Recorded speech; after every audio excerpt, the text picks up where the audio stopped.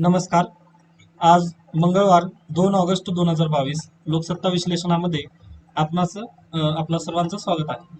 तर पहा, मंदीची शक्यता नाही, महागाई ही आटोक्यात राहील असं प्रतिपादन केंद्रीय अर्थमंत्री निर्मला सीतारामन यांनी संसदेमध्ये केलेलं आहे.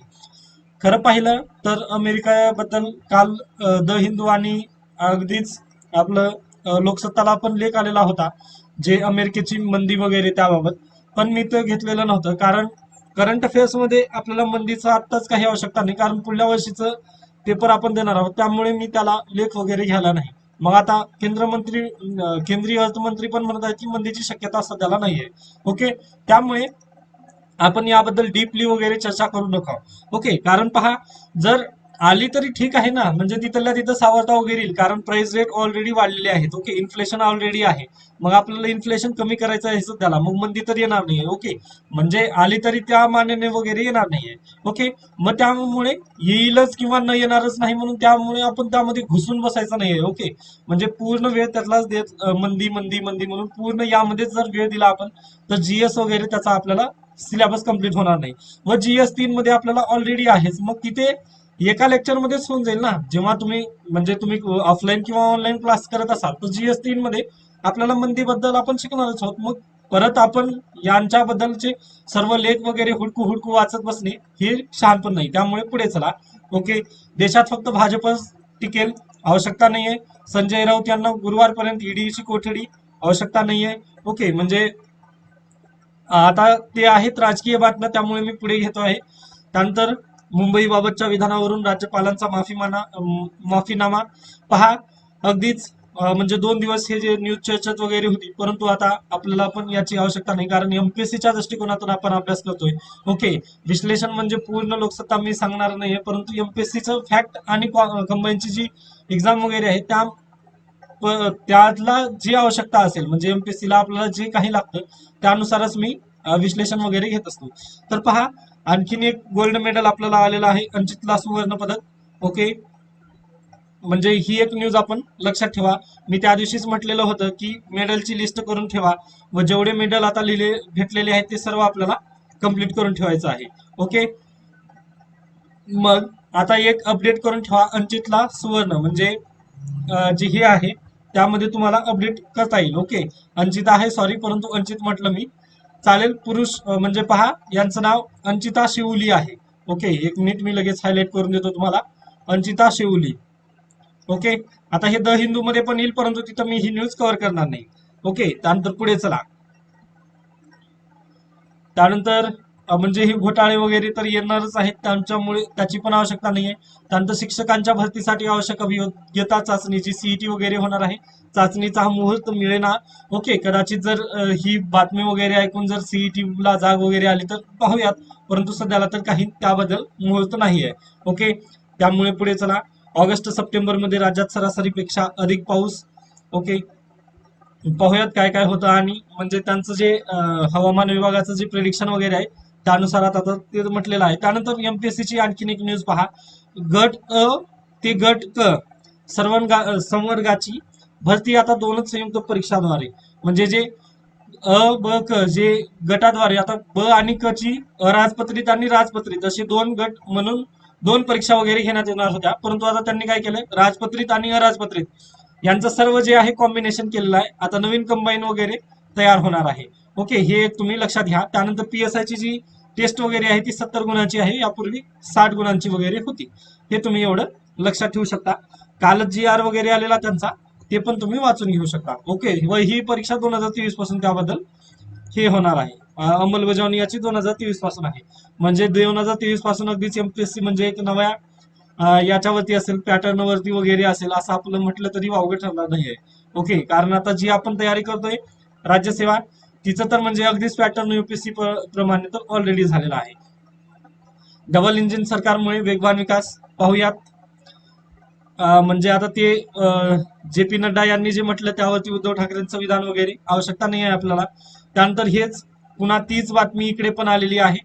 ओके, काही आवश्यकता नाही आहे पहा, कारण जे इन्फ्लेशन रेट वगैरे आहे ते 7 पर्यंत ऑलरेडी गेलेलं आहे, पण त्यांना ठेवायचं असतं, सॉरी, 2 ते 6 पर्यंत आरबीआयला ही इन्फ्लेशन ठेवायचं असतं, परंतु 7.5% गेलेलं आहे व संसदेमध्ये तशा पद्धतीचं म्हणणं हे चुकीचं ठरतं, परंतु अर्थमंत्री आहेत त्यामुळे आपण काही म्हणू शकत नाही. ओके, व त्यावरती टीका आपण करायची नाही. कदाचित असेल ही त्यांचं जे आराखडा वगैरे आहे किंवा त्यांचं जे प्लॅन वगैरे आहे त्यानुसार महागाई ही आटोक्यात येईल. पण ओके, व हे 2 ते 6 हे 9 महिन्यांसाठी असतं. ओके, त्यामुळे कदाचित आरबीआय पण हुशार आहे, 8 महिन्यापर्यंत कंटिन्यू ठेवतील त्यांनी व पुन्हा 9व्या महिन्याला अगदीच 2 ते 5 जर केलं की झालं, संपलं काम. म्हणजे कुणाला उत्तर वगैरे द्यायची काही आवश्यकता नसते. ओके, त्यामुळे तुम्ही पण एवढं डोक्याला ताण घेऊ नका की सरकार असं कसं वागत आहे वगैरे, महागाई खूपच वाढली वगैरे. ओके, त्यामुळे तर प्रशासनात जाऊन तुमची सिस्टीम आहे, सरकार कोणाचंही असो सिस्टीम आपलीच असते. ओके, त्यामुळे प्लीज लवकरात लवकर परीक्षा वगैरे क्लिअर करून म्हणजे प्रशासक बना. कारण इथे कितीही आपण करंट अफेअर्सला जरी न्याय वगैरे देण्याचा प्रयत्न केला व यातून कितीही जरी घुसून बसलो यामध्ये करंट अफेअर्स पण ते आवश्यकतेचं नसतं. ओके, त्यानंतर पीक कर्ज फेड योजनेचा प्रतिनिधी सहकारी संस्थापन लाभ नाही, आवश्यकता नाही आपल्याला पण त्याची. पुढे चला, रोजगार संधी उपलब्धतेत महाराष्ट्र देशात अव्वल.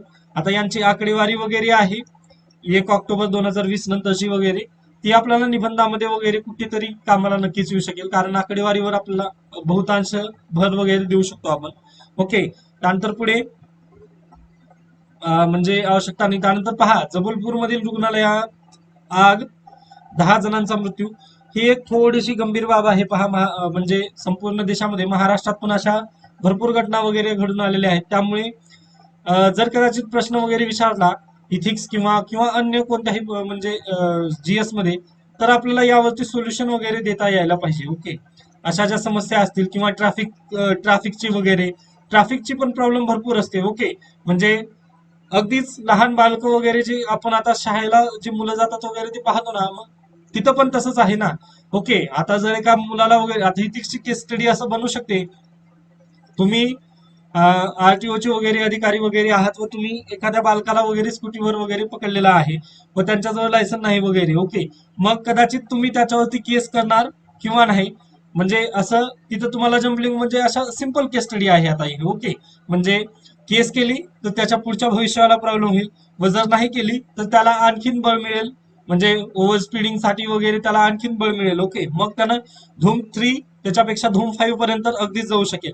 ओके, त्यामुळे अशा पद्धतीने केस स्टडीवर वगैरे तुम्ही विचार अशा पद्धतीने करू शकता. जर तुम्ही आता इथे जर जिल्हाधिकारी वगैरे असाल तर काय करू शकाल वगैरे, या पद्धतीची केस स्टडी वगैरे अगदीच येत असतात. त्यामुळे तुम्ही याच्याकडे पण, अशा ज्या घटना वगैरे होतील त्याकडे तुम्ही लक्ष देत चला. त्यानंतर पुढे चला, 2010 मध्ये रशियातील सेंट पीटर्सबर्ग येथे पहिली जागतिक व्याघ्र परिषद आयोजित करण्यात आली होती. ओके, त्यानंतर आता 2000 म्हणजे 2022 मध्ये होणार आहे, ती कुठे होईल वगैरे याबद्दल आणखीन शिक्कामोर्तब वगैरे झालेलं नाहीये. त्यामुळे सप्टेंबर किंवा ऑक्टोबर महिन्यामध्ये अगदीच होईल असं यांचं मत आहे. तर आपली कंबाईनची परीक्षा वगैरे जे काही येणाऱ्या आहेत त्यामुळे तेव्हा आपल्याला हे अगदीच कामाचं होईल. ओके, त्यामुळे लक्षात ठेवा, जर पुन्हाच्या पेपरमध्ये वगैरे जर आलं तर तुम्ही पण अपडेट करा व मी पण ते अपडेट करून घेईन. ओके, व ही व्याघ्र परिषद कुठे झालेली होती हे तुम्ही अगदीच लक्षात ठेवा. ओके, त्यानंतर पुढे चला, म्हणजे ती एक तेवढी आपल्याची कामासाठीची बाब आहे. त्यानंतर पहा, जेव्हा आपण GS2 चा आणि GS3 चा वगैरे सिलेबस पाहतो त्यामध्ये इन्फ्रास्ट्रक्चर एक घटक आहे. ओके, इन्फ्रास्ट्रक्चर म्हणजे पायाभूत किंवा मूलभूत सुविधा वगैरे आहे. तर पहा, हा लेख जो आहे तो मेट्रो पर्यावरणाच्या रक्षणासाठीच असं म्हणून त्यांनी लेख लिहिलेला आहे, परंतु जास्तीत जास्त करून हे भाजप प्रणित शासक वगैरे अशा पद्धतीनेच ते हे केलेलं दिसून येत आहे. पहा, इथे आमदार आणि भाजपचे मुंबई अध्यक्ष वगैरे असं लिहिलेलं आहे. त्यामुळे हे पूर्ण जर पाहिलं ते आरे बद्दल वगैरे दिलेलं आहे, पण हे परीक्षेत विचारण्यात येणार नाही. परंतु जे येईल ते सांगतो.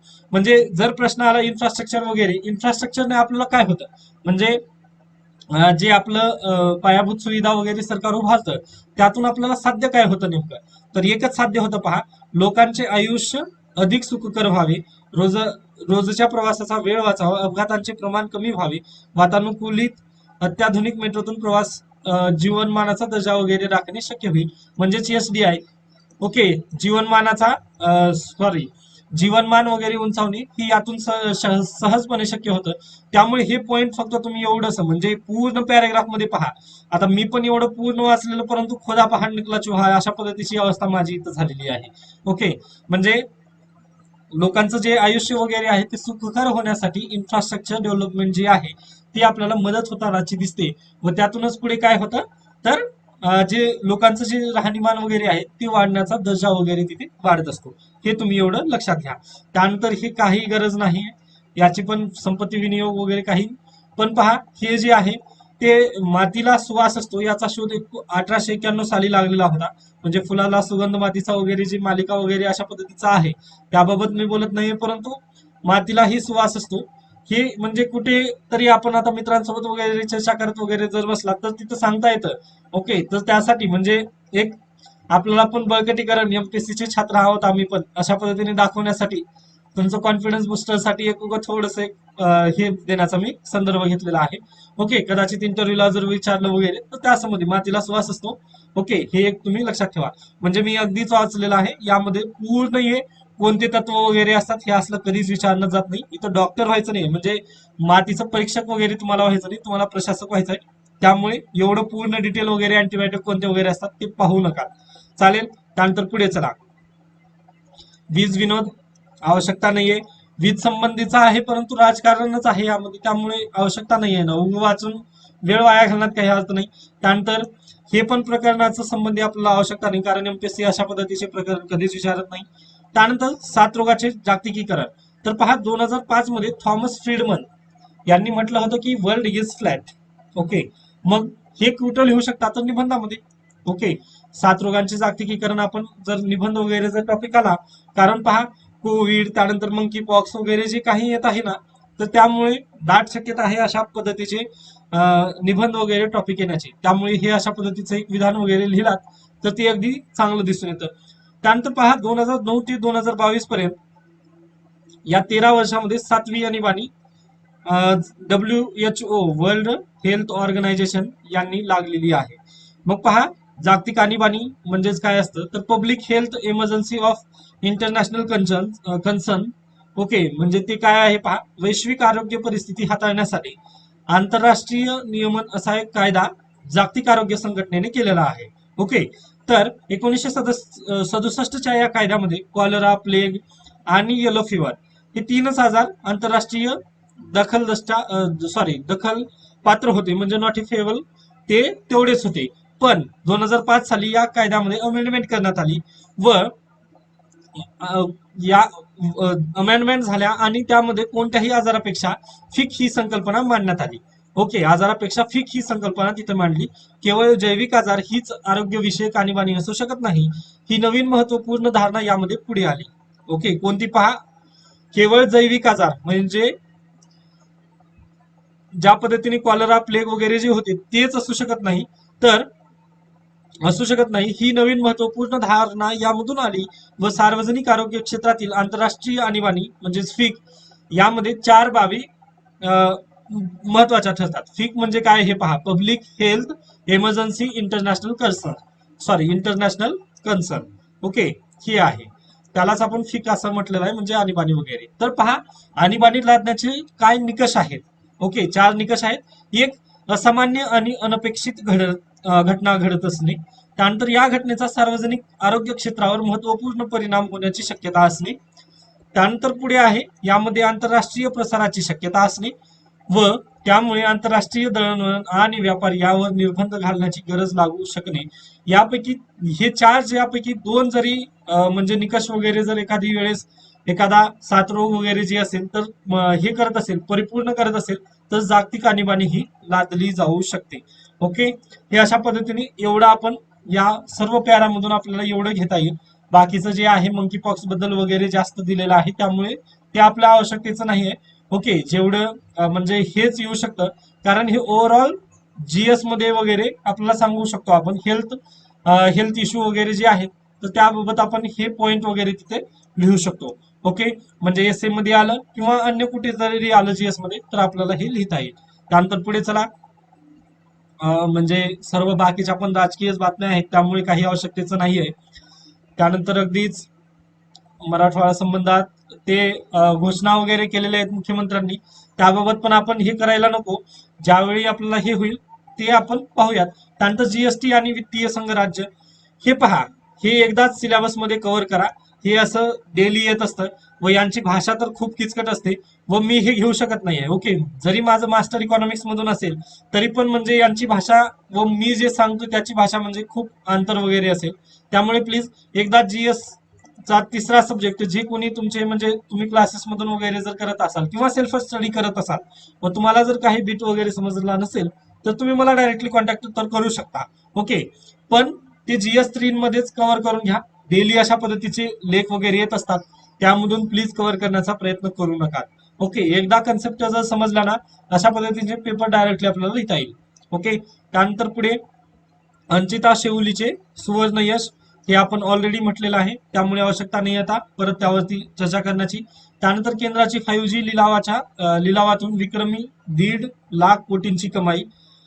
ओके, पाहूयात. आता 5G येणार आहे ऑक्टोबर मधून, परंतु ग्रामीण भागात अद्याप पण 4G ची सेवा नाहीये. म्हणजे बीएसएनएल तर अगदीच 2G वर चालतं, माझं पण बीएसएनएल आहे, पण त्याचं खूपच दुर्दैव आहे.